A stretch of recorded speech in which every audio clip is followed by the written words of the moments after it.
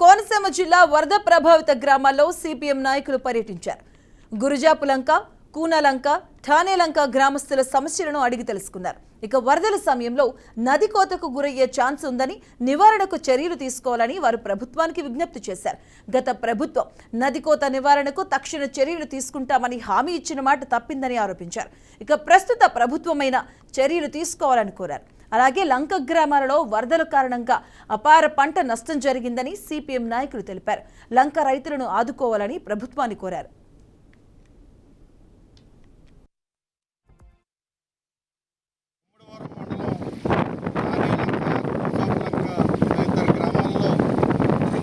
Party వరద ప్రభావిత ప్రాంతాల్లో పర్యటన చేస్తోంది. అందులో భాగంగా గురుజాపులంక గ్రామంలో మేము దాదాపు 4-5 రోజుల నుంచి మొత్తం ఈ వరద నివాస ప్రాంతాలు తాకినట్టు పరిస్థితి ఉంది.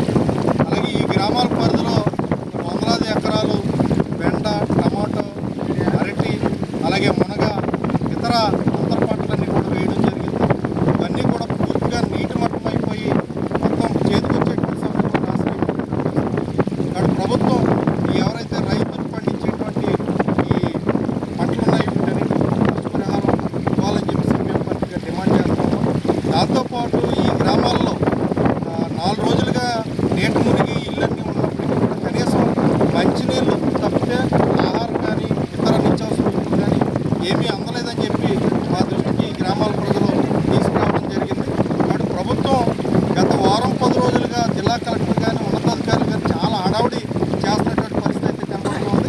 ప్రతి వరద వచ్చేటువంటి సందర్భంలో కూడా ఉన్నతాధికారులు, రాజకీయ నాయకులు పర్యటనలు ఈ పేరుతోటే మొత్తం జనాలందరినీ మాయ చేసి